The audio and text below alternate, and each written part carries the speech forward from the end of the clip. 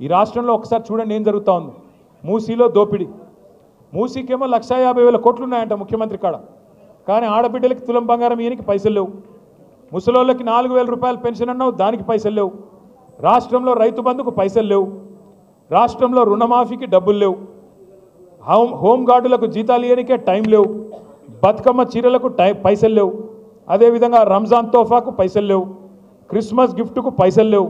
కానీ మూసీకి మాత్రం 1,50,000 కోట్లు మాత్రం ఉన్నాయి. 1,100 కోట్లతోనైపోయే మూసీలోనేమో 1,50,000 కోట్లు పోయాలి. మేము కాళేశ్వరం కట్టినప్పుడు ఇదే ముఖ్యమంత్రి ఏమన్నాడు?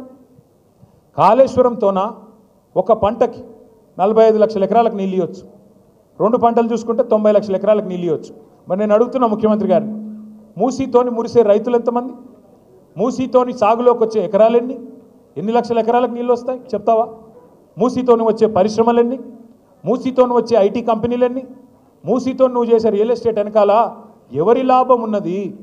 ఈ ఢిల్లీకి మోసే మూటల వెనక ఎవరి ప్రయోజనాలు ఉన్నాయి చెప్పాలని చెప్పి నేను కోరుతా ఉన్నాను. వాళ్ళ సంతోషం. బీజేపీ పార్టీ నాయకులు కూడా గొంతిప్పుతా ఉన్నారు, వాళ్ళు కూడా మాట్లాడుతున్నారు. మూసీ పక్కనే పండుకుంటామంటున్నారు. వాళ్ళకు కూడా నేను విజ్ఞప్తి చేస్తా ఉన్నాను, మాట్లాడండి, గట్టిగా అడగండి. 1,50,000 కోట్లు ఎవరు అబ్బసొత్తు అని చెప్పి ఖర్చు పెడుతున్నాడు ముఖ్యమంత్రి, అడగమని చెప్పి నిలదీయమని చెప్పి వారిని కూడా అడుగుతా ఉన్నా. కానీ అడగడంతోనే ఆగిపోకండి. ముఖ్యమంత్రి గారు దోపిడీ చేస్తున్నాడని ప్రధానమంత్రి మాట్లాడతాడు. ముఖ్యమంత్రి గారు దోపిడీ చేస్తున్నాడని ప్రధానమంత్రి గారు మాట్లాడుతున్నారు. నిన్న మొన్న నేను మహారాష్ట్రలో చూసిన ప్రధానమంత్రి చెప్తున్నాడు, అక్కడ తెలంగాణ ఆజ్ కాంగ్రెస్ కి షాహీ పరివార్ కే లియే ఏటీఎం బన్ గయా. తెలంగాణ ఏటీఎం అయిపోయింది కాంగ్రెస్ పార్టీకి అని ప్రధానమంత్రి నరేంద్ర మోడీ గారు మాట్లాడుతున్నారు. ప్రధానమంత్రి గారిని అడుగుతా ఉన్నా, తెలంగాణ ఏటీఎం అయిపోతే మరి మీరేం చేస్తున్నారు స్వామి? మీరెందుకు కాంగ్రెస్ దోపిడీని ప్రశ్నిస్తలేరు? అమృత్ స్కామ్లో అమృతం రేవంత్ రెడ్డి గారి బావమరిదికి అర్హత లేని కంపెనీకి 1,137 కోట్ల రూపాయల టెండర్ ఇస్తే మేము పోయి షికాయత్ చేస్తే ఢిల్లీలో దాని మీద సమాధానం రాదు. 1,50,000 కోట్ల దోపిడీ మూసీలో జరుగుతోంది. డిపిఆర్ లేకుండానే ఇండ్లు గులగొడుతున్నాడు. డిపిఆర్ లేకుండానే 1,50,000 కోట్లని మాట్లాడుతున్నాడు. ఇది దోపిడీ కాదా, డే లైట్ రాబరీ కాదా అని మేము అడిగితే సమాధానం రాదు. అదే మాదిరిగా ఆర్ఆర్ ట్యాక్స్, ఇది కూడా నేను అంట్లా, ప్రధానమంత్రి గారే అన్నారు మొదలు. RRR అని ఆ మధ్యన సినిమా వచ్చింది, నాటు పాటున్నది, దానిలో యాదుకుందా? అట్లాగా ఈయన కూడా నాటు కొట్టుడు కొడుతున్నాడు.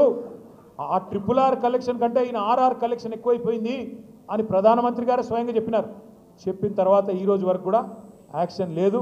వీళ్ళ దోపిడీ మీద చర్యలు లేకపోగా మణికొండలో ఎట్లయితే కాంగ్రెస్ బీజేపీ అలైబలై చేసుకొని చైర్మన్ వైస్ చైర్మన్ ఒక నరేందర్, వైస్ చైర్మన్ ఇంకో Narender, chairman Congress Narender, vice chairman BJP Narender, వాళ్ళట బయటకు వచ్చి సిగ్గులేదు. బీజేపీ బీఆర్ఎస్ ఒకటే అని మాట్లాడతారు, బయటకు వచ్చి బీజేపీ బీ టీం బీఆర్ఎస్ అని ఒకటి మాట్లాడతాడు. నేను అడుగుతున్నా, మణికొండలో ఎవరు కలిసి కాపురం చేస్తూ ఉన్నారు? మక్తల్లో ఎవడు కలిసి కాపురం చేస్తున్నాడు? భువనగిరిలో ఎవడు కలిసి కాపురం చేస్తున్నాడు? మున్సిపాలిటీలో ఒకడు చైర్మన్, ఇంకోడు వైస్ చైర్మన్. ఒక్కడు చూపెడతావా? మొత్తం తెలంగాణలో బీజేపీ టీఆర్ఎస్ కలిసి అధికారం పంచుకున్నది ఒక్కటన్నా చూపెడతావా? ఎక్కడా లేదు. కానీ ఇవాళ ఇష్టం వచ్చినట్టు మాట్లాడుతూ ఉంటారు. నేను మీద అందరితో ప్రార్థన ఒకటే, ఇవాళ బీజేపీ అనే పార్టీ కాంగ్రెస్కు రక్షణ కవచంలాగా మారింది. ఇవాళ కేంద్ర సహాయ మంత్రులు ఒక ఆయన బండి సంజయ్ కుమార్ గారు